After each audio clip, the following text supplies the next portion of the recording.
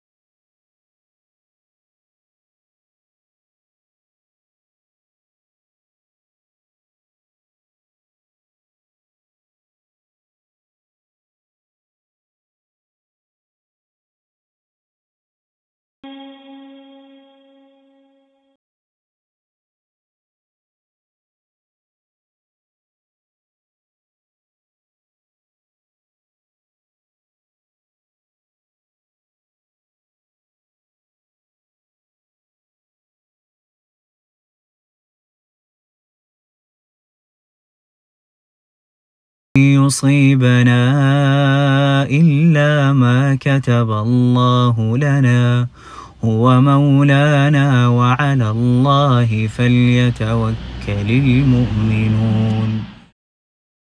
السلام عليكم، ازيكم يا اصدقاء؟ ده انا احب اعرفكم بنفسي. انا محمد عباس العاص من كفر الشيخ وعندي 22 سنه، ودي عجلتي. والنهارده احنا هنروح سوا طنطا بالعجله زي ما انتم شايفين. ولكن لو انت متابعني هتلاقيني بحب اعمل الحاجات بشكل مختلف دايما. والمختلف النهارده اني مش بس هروح طنطا بالعجله، لا، اني هروح اماكن مشهوره في طنطا، واماكن المفروض تكون مشهوره في طنطا، ونتكلم عنها من الجانب التاريخي شويه عشان نعرف تاريخ عاصمه محافظه الغربيه. ومش بس كده، كمان هصور لكم رحله الرجوع الى كفر الشيخ تاني. هسيبكم شويه تتمتعوا بالطريق اللي مع اني بسافر عليه دايما، الا وان المره دي كانت اول مره اشوف الطريق بجد.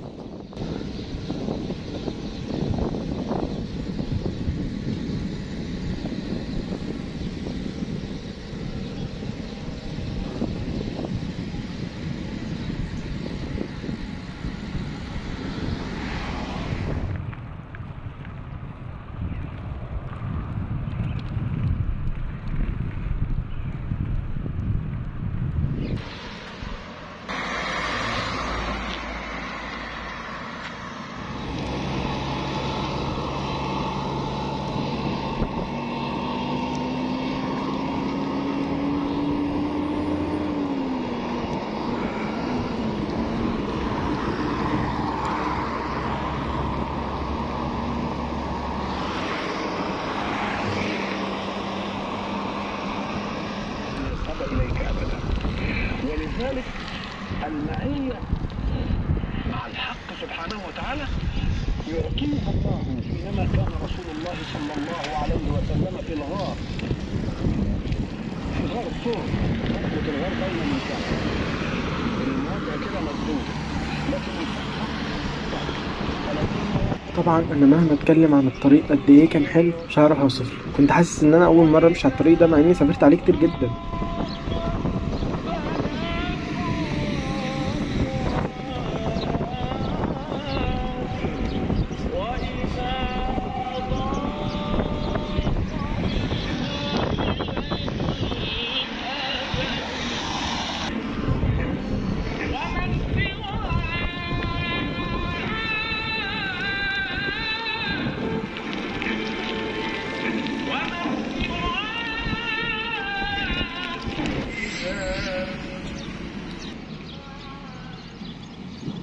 طبعا عشان دي أول مرة أسافر فيها، فكنت مقسم الطريق كل 10 كيلو كنت بريح 10 دقايق أو 5 دقايق. طبعا كنت واخد معايا أكل ومية، حاجات يعني ايه تسندني في الطريق كده.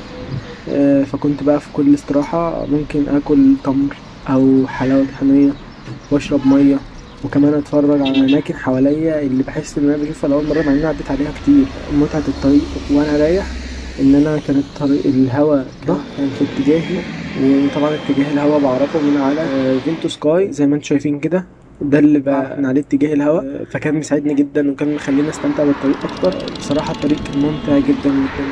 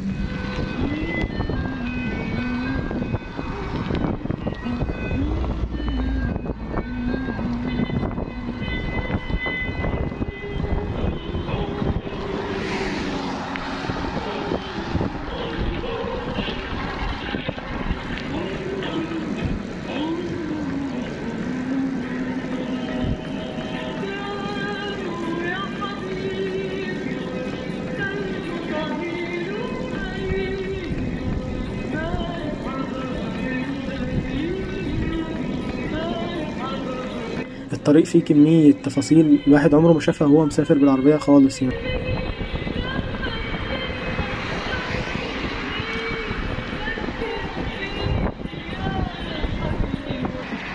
هنا بقى يا سيدي كنت فوق كوبري علوي، وبصراحة ما قدرتش افوت المنظر ده من غير ما اصوره. الطريق كان جامد بجد، الطريق كان جامد يا جدعان.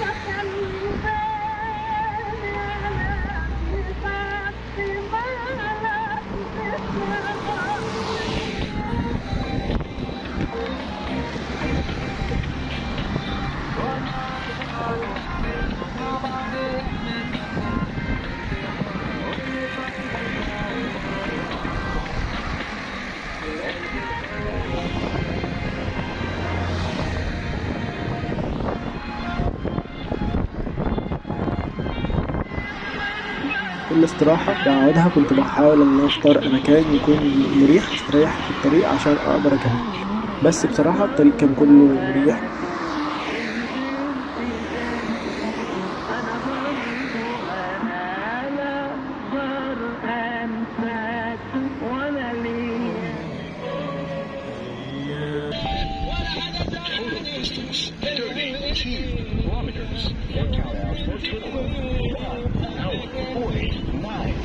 مش عارف، انا حاسس ان انا وصلت طنطا مع ان انا لسه مشيتش غير 35 كيلو متر، بس ببص هنا كده لقيت ده تقريبا مول طنطا بس من ورا، فاهم؟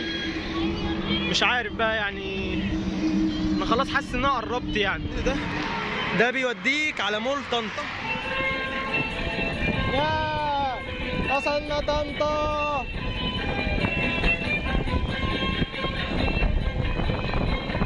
حلوه النزله دي. هنبدأ بأشهر حاجة في طنطا الفترة الأخيرة، وهي طبعا مول طنطا. مول طنطا اللي تم افتتاحه في 2019 في المنطقة اللوجستية في سيبر باي.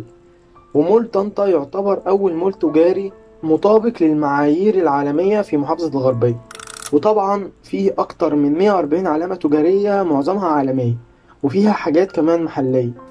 وطبعا في سينما، والسينما بتاعته اسمها جالاكسي، وسينما ممتازة جدا. وكمان فيه باركينج تسع ل 1500 سيارة. كمان المول بيتعمل فيه حفلات لمغنيين مشهورين وناس مشهورة زي مثلا حمادة هلال.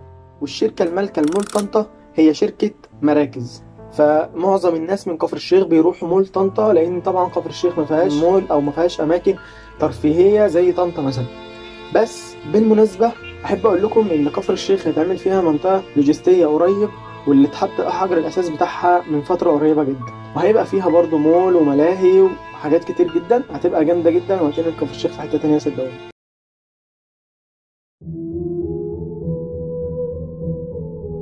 دلوقتي يا صديقي هنتكلم شوية عن تاريخ طنطا نفسها، وهنبدأ باسمها. أصل تسمية مدينة طنطا يرجع إلى العصر الفرعوني، حيث كانت تعرف باسم تناسو، وبعدين الإغريق في القرن الرابع قبل الميلاد سموها أتانتياد، وبعدين لما آلت مصر إلى الرومان عرفت باسم طنطنة، وبعدين في الفتح الإسلامي تم تسميتها بطنطدة، وبعدين مع مرور الزمن تم تحريف الاسم حتى أصبح طنطا. وكانت طنطا إحدى بلاد المقاطعة الخامسة من مقاطعات الوجه البحري في مصر الفرعونية، وكمان فيها قرية خرسيد الفرعونية واللي كان اسمها خرسد، والتي تعني أرض عبادة الآلهة ست عند الفراعنة وهو إله الشر. وكمان طنطا فيها قرية البنت قيصر، واللي فيها قلعة للرومان اللي كانوا بيحتلوا مصر، وده كله قبل الفتح الإسلامي. وبعد الفتح الإسلامي تم بناء مسجد يسمى مسجد العمري، واللي تسمى نسبة إلى عمرو بن العاص. وده يودينا للفقرة اللي بعد كده، واللي هنتكلم فيها عن مسجد السيد البدوي. يلا بينا. وأنا في طريقي المسجد السيد البدوي كنت ماشي ورا الGPS، واللي توهني ودخلني شارع غلط، بس لحقت نفسي في آخر لحظة ورجعت للشارع الصح. وبعدين لقيت مشكلة جديدة، وهي طبعا يا أصدقاء هم منعين دخول العجل في المسجد، تمام؟ كنتش عارف احطها فين، والراجل بيقول لي اربطها في العمود بره. طبعا انا ربطتها في العمود بره مش ضامن اطلع لا ولا لا اصلا. فقعدت الف كتير بصراحه. في الاخر قلت ايه، اشوف حد بتاع محل اسيبها عنده ولما اطلع باخدها اكون ايه محافظ عليها وكده. لقيت الراجل المحترم ده فحابب اشكره جدا لانه انقذني. ودلوقتي نقدر نخش مسجد السيد البدوي ونوريكم شوية حاجات حلوة من جوه. مسجد السيد البدوي أكبر مسجد في مدينة طنطا، والذي ينسب إلى أحمد بن علي بن يحيى البدوي الحسيني، إمام صوفي سني عربي، والذي يمتد نسبه إلى الحسين بن علي بن أبي طالب من أبيه. ويعود تاريخ بناء المسجد إلى القرن ال13 الميلادي، وده حصل بعد وفاة أحمد البدوي يوم 12 ربيع الأول 675 هجرية في مدينة طنطا، حيث خلفه من بعده تلميذه عبد العال، وبنى المسجد حيث كان عبارة عن خلوة كبيرة حول القبر، وبعدين تم تحويله إلى زاوية للمريدين. بعدين بنى علي بك الكبير المسجد حول الضريح، وتم تسجيله في الأوقاف للإنفاق عليه. وبعدين تم ترميم المسجد في عهد الرئيس السابق محمد أنور السادات في عام 1975. ويقام احتفال للبدوي كل سنة بمولده، وهو أكبر الاحتفالات الدينية في مصر، والذي يستمر لمدة أسبوع، واللي بيخلي الناس تيجي من كل مكان في مصر عشان تحتفل بالمناسبة دي، حتى من الصعيد المصري. والمسجد فعلا جميل جدا، وفيه زخارف في كل مكان هتبهرك زي اللي قدامك دي.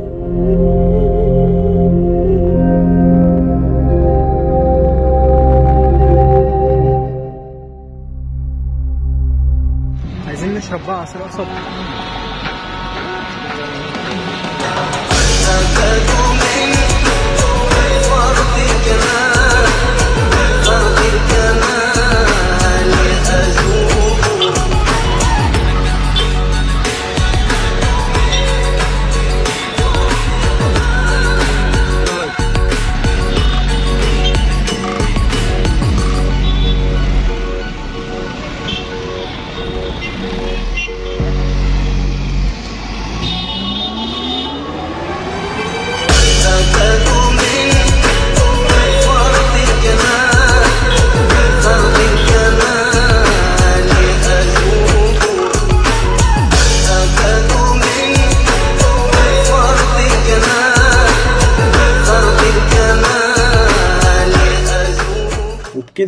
نكون خلصنا فقرة السيد البدوي وهنروح مكان ممكن مفيش ناس كتير تعرفه، فيلا بينا نشوف ايه المكان ده.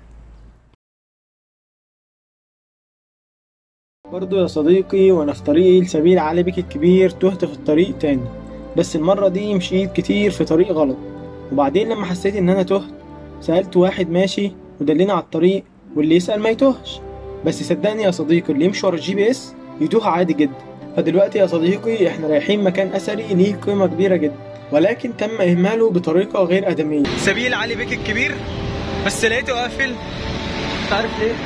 والذي يرجع نشأته إلى عصر علي بيك الكبير، وهو أحد ملوك مصر المملوكة خلال الفترة من 1183 إلى 1185 ميلادية.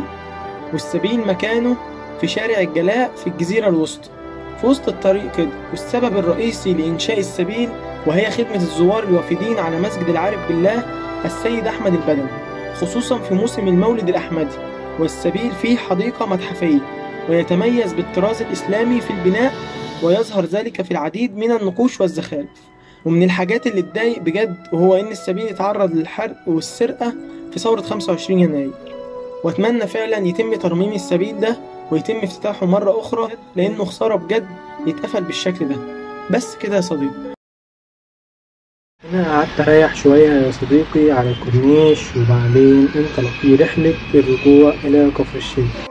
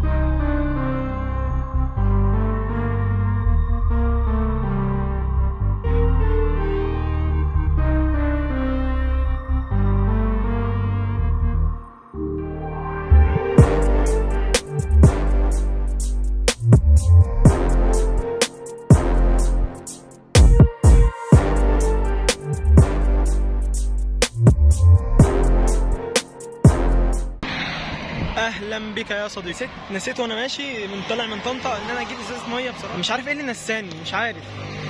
طبعا انا مش معايا ميه خالص، ومش عارف بقى في ميه في الطريق يعني هلاقي حد. انا مشيت دلوقتي 5 كيلو او 6 كيلو تقريبا، مفيش اي حد على الطريق لسه. فهشوف قدام شويه كده لو لقيت اي حد معاه ميه، اكيد يعني في كافيتيريا او اي حاجه قدام هاخد منهم ازازه ميه، وان شاء الله خلاص هنكمل الطريق. بس الطريق المره دي صعب عن الصبح بكتير، يعني الصبح بيبقى الموضوع اريح وتبقى الشمس مش حاميه زي دلوقتي، بيبقى الموضوع اريح. ف يلا نكمل الطريق يا صديقي، يلا بينا.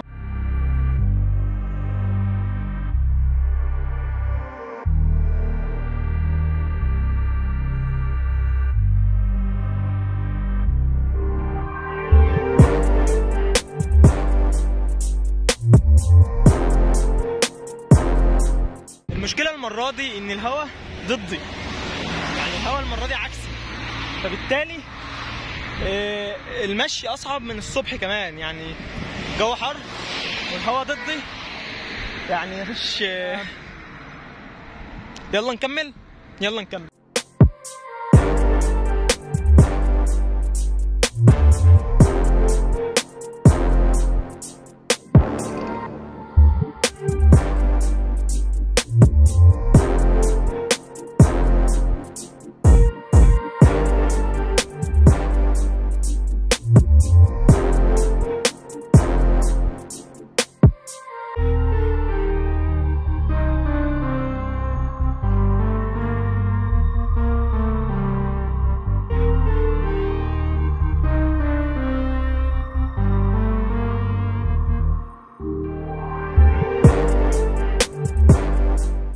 دلوقتي خلاص فاضل على كفر الشيخ 28 كيلو. مفيش حد بتاع ميه لسه لقيته. جو حر، بدأت اعطش قوي. عايز اشرب عايز اشرب. يمكن الاقي حد بتاع ميه قريب او الاقي اي مكان اشرب منه ميه. يلا بينا نشوف ايه اللي هيحصل.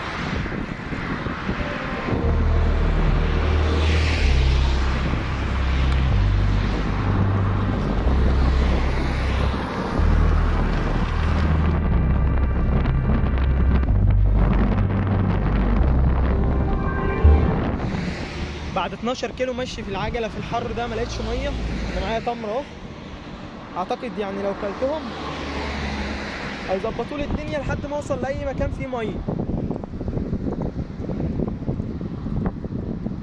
طريق الرجوع صعب، طريق الرجوع صعب. يلا بينا.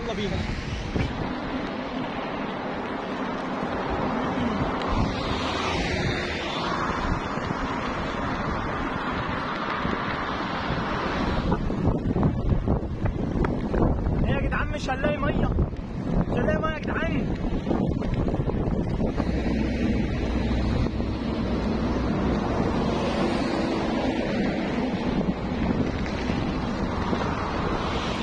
اخيرا يا جدعان لقيت ميه. يلا خلاص انا شربت كله تمام. يلا بينا.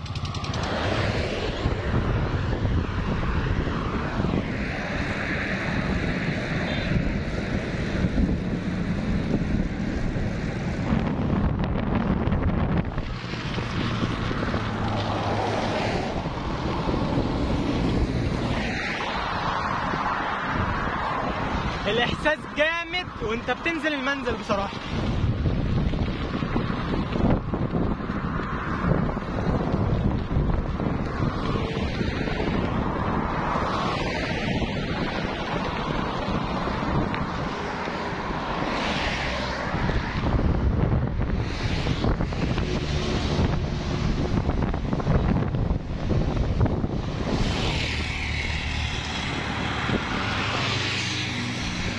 المية سخنت.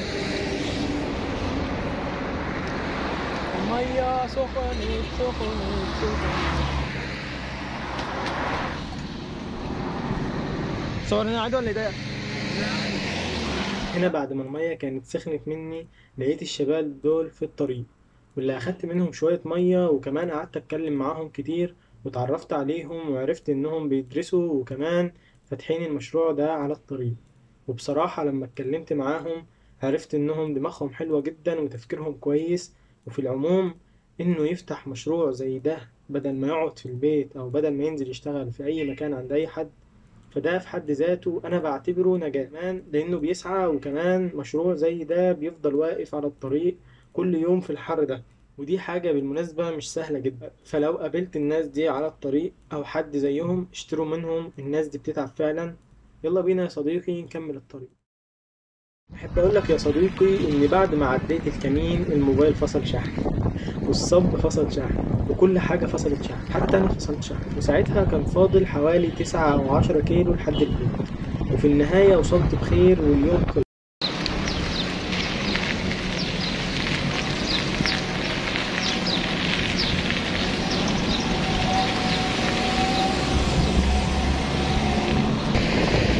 يا إلهي لقد هرمنا من أجل هذه اللحظة يا أصدقائي.